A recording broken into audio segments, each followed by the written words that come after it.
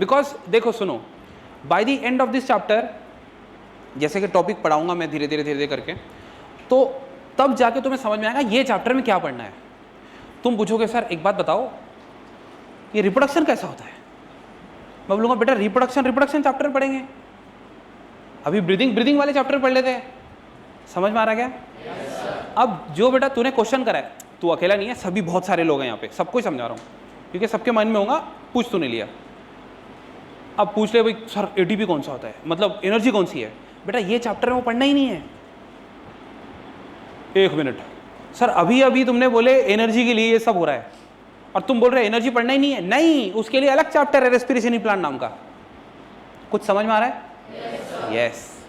तो होगा ये, जो बच्चे चुपचाप जो बोले वो फॉलो करेंगे वो खुश रहेंगे, जो दिमाग लगाएंगे वो परेशान रहेंगे। यार ये कैसे होता है यार, ये तो सर ने बोले ही नहीं।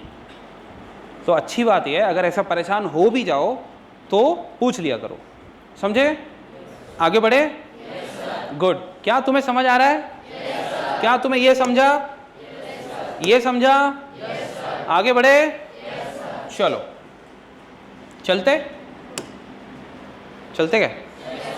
चलो, रेस्पिरेटरी ऑर्गन करके सबसे पहला टॉपिक है। अब रेस्पिरेशन समझाने से भी पहला टॉपिक, मतलब अभी तक चैप्टर शुरू हुआ क्या? शुरू ही नहीं हुआ, पहले इंट्रोडक्शन हुआ। इंट्रोडक्शन सबको समझा? सब लोग यस भी नहीं बोल रहे भाई। तुम्हें इधर 2 साल तक यस बोलना पड़ेगा, हाँ, सबको मिलके बोलना पड़ेगा, एक साथ बोलना पड़ेगा, सिंक्रोनाइज फैशन में बोलना पड़ेगा। Do you know the meaning of synchronise fashion? बोलो क्या? एक साथ मैचिंग में, मतलब कोई अगर बोल रहा है यस सर, फिर दूसरा यस सर, अरे ऐसा नहीं, एक साथ बोल के दिखाओ। Yes sir. अरे वाह, क्या बात है। तू नहीं बोला? नहीं, हाँ नहीं बोला, झूठ हो रहा है। बोला ना? हाँ, बोलने का क्या बोलने का? तू चुप था अभी, तेरा मुंह बंद था। नहीं नहीं नहीं नहीं, नहीं। ऐसा थोड़ी बोलना भाई, मुंह खुलना चाहिए ना। ऐसा बोलेगा क्या? सब छोड़ो, टॉपिक का नाम पढ़ो। सबको नहीं दिख रहा? लास्ट बेंच दिख रहा है? पढ़ो फिर। रेस्पिरेटरी ऑर्गन मतलब ऐसा ऑर्गन जिससे हम क्या करेंगे? यूरिन फॉर्मेशन करेंगे, है ना? इससे यूरिन फॉर्मेशन करेंगे ना? अच्छा, वो एक्सक्रीटरी होता क्या? अच्छा, किडनी एक्सक्रीटरी ऑर्गन है, तो फिर रेस्पिरेटरी कौन है? जिससे रेस्पिरेशन करेंगे। रेस्पिरेशन कॉमनली किसको बोला था? ब्रीदिंग को, मतलब एक्सचेंज ऑफ गैसेस करेंगे, यस और नो? अरे भाई यहाँ क्या लिखाया मैंने कि एक्सचेंज ऑफ गैसेस को ही तुम ब्रीदिंग बोलते हो, ब्रीदिंग को ही तुम रेस्पिरेशन बोलते हो, यस और नो? फिर अब हम क्या पढ़ने वाले हैं? Respiratory organ. क्या पढ़ने वाले हैं? अब देखो, अब जैसे मैंने कल मतलब लास्ट लेक्चर में बताया था तुम्हें, सिंपल से कॉम्प्लेक्स होती है चीजें। वो लॉजिक याद है तुम्हें? मतलब जो लोग पहले आए वो सिंपल, फिर उसके बाद जो आए वो, उसके भी बाद जो आए वो, उसके भी बाद जो आए वो। अबे बोलना भी नहीं आ रहा, सिर्फ इतना तो बोलना है कि पहले जो आया वो सिंपल, उसके बाद जो आया वो उससे ज्यादा एडवांस, उसके बाद जो आया वो उससे भी ज्यादा एडवांस, उसके बाद जो आया वो, जो सबसे लास्ट आया सबसे एडवांस। सिंपल, समझ में आया? तो सबसे लास्ट कौन आया? ह्यूमन, है ना? ठीक है।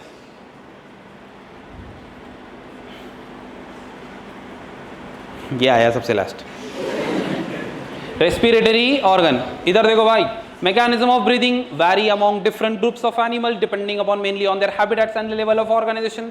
PYQ है ये, पिछली बार नीट में आया था। ये बोल रहा है mechanism of breathing vary upon different group of animal, मतलब अलग अलग लोग अलग अलग टाइप का रेस्पिरेशन करेंगे।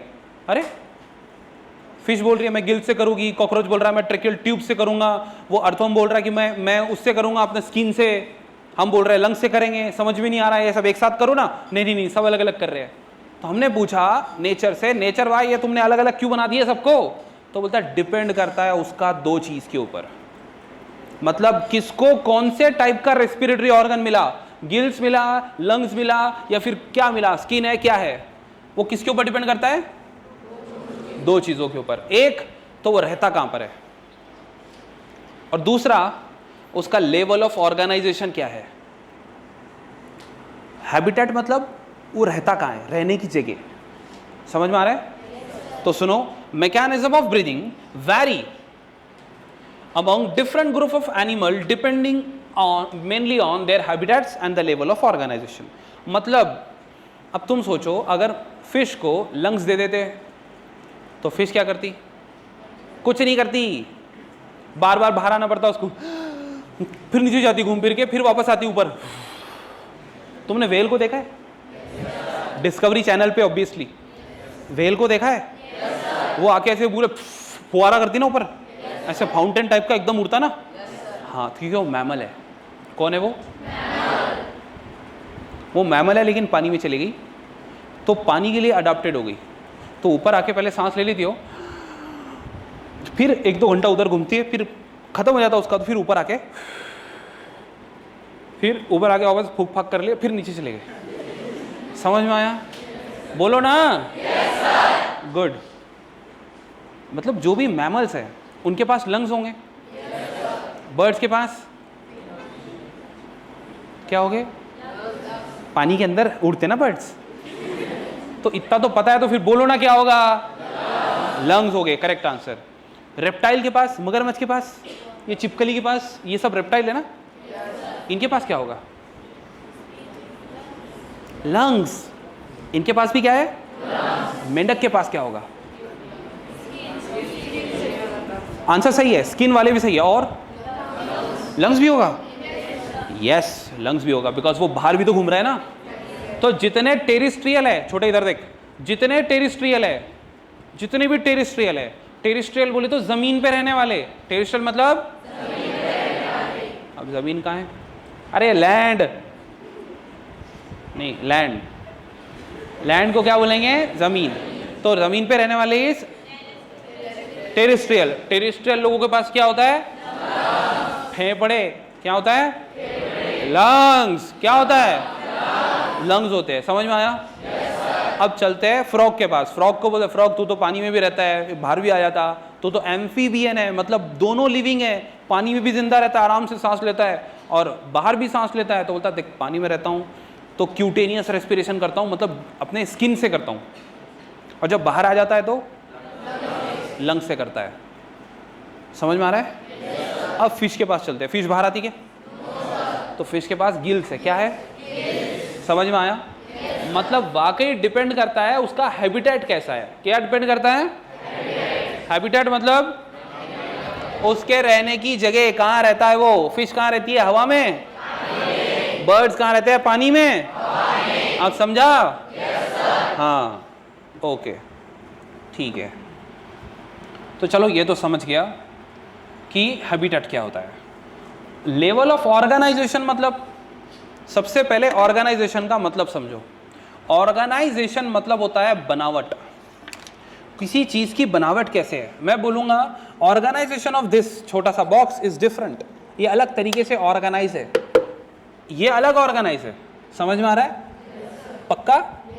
यस। मतलब ये है कि अगर किसी ऑर्गेनिज्म को देखा मैंने, फॉर एग्जांपल मान लो ये छोटा सा ऑर्गेनिज्म है, ये छोटा सा ऑर्गेनिज्म है।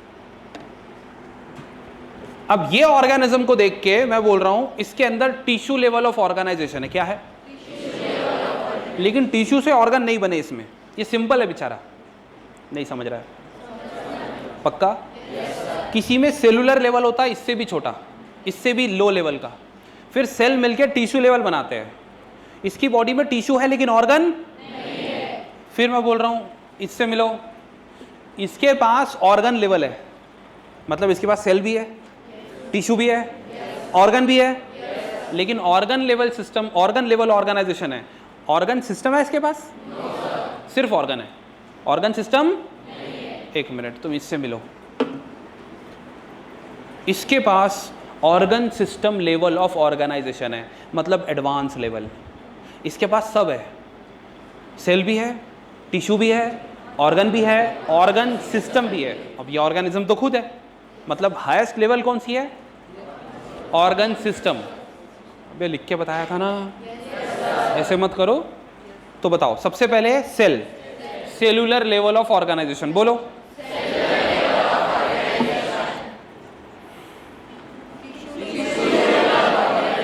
सब लोग बोलो,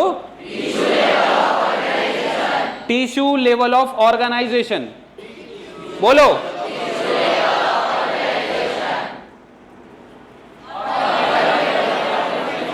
ऑर्गन लेवल ऑफ ऑर्गेनाइजेशन। बोलो,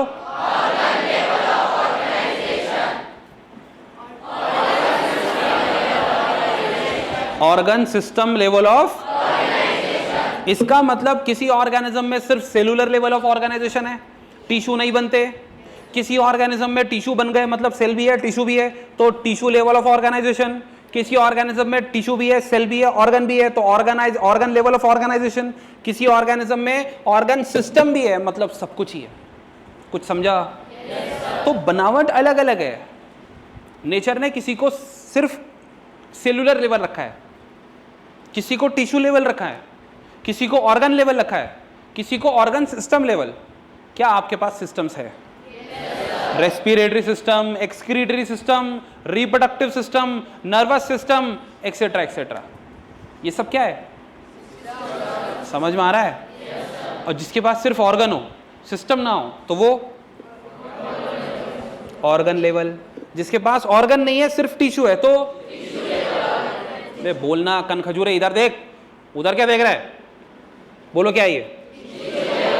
जिसके पास टिश्यू भी नहीं है तो समझ गए? तो कितने मैंने लेवल पढ़ा दिया तुम्हें? 4। सबसे सिंपल सेल, सबसे एडवांस ऑर्गन सिस्टम। पक्का? तो अब साइड में पहले ऑर्गन सिस्टम ही लिख लेते हैं। चलो भाई, याद हो गया क्या तुम्हें? पक्का? याद हो गया? हाँ, वो शेमड़े को बात इधर बोल उसको, बेटा उसके पीछे मत छुपना। ऐसा क्या काम करा तो मुंह छुपाना पड़ रहा तेरे को? हाँ, इधर ध्यान देना है। मैं बोला ना, पढ़ना ही पड़ेगा क्लास में बैठ के, दूसरा ऑप्शन ही नहीं। या तो एक्टिंग करना पड़ेगा, हाँ सर हाँ समझ गया, ऐसे करके बस, दूसरा कोई ऑप्शन नहीं भाई। सही बात है ना? गुड। इधर देखो, हम क्या पढ़ रहे हैं अभी? लेवल। किसकी लेवल?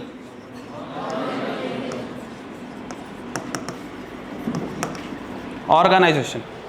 सबसे पहली लेवल, हाँ यस।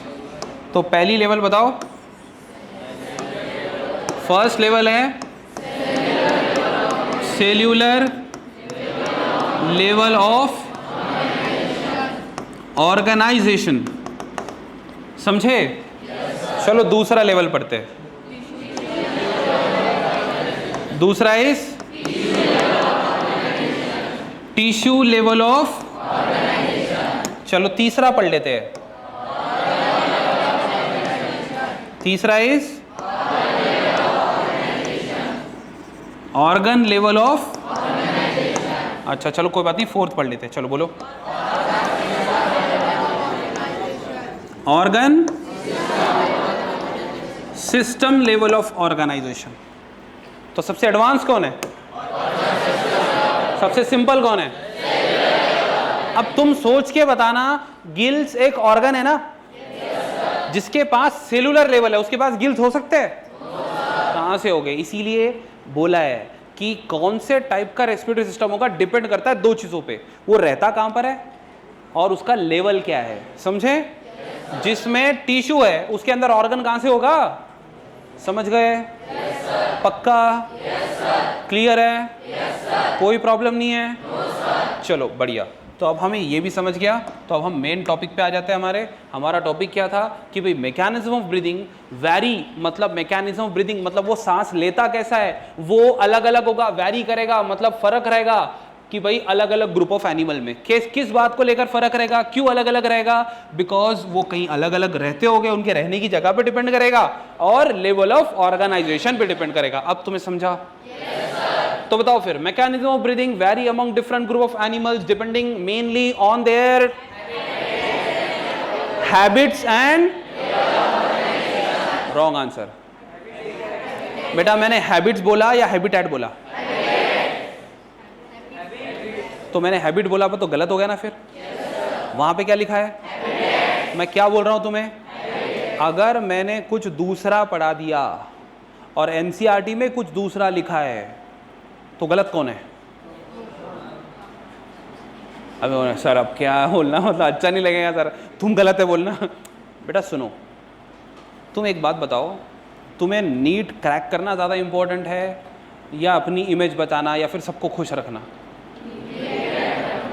मैं फिर बोल रहा हूँ, अच्छा स्टूडेंट वही है जो सेल्फिश रहे, जो अपने बारे में सोचे कि कैसे तैसे जैसे तैसे पढ़ के कुछ भी करके नीट क्रैक करना है। फ्रेशर में रिपीटर नहीं बनना। जिसको रिपीटर बनना है वो हल्के में लेगा, वो अगले साल पढ़ेगा, वो बाद में पढ़ लेगा, वो सोचेगा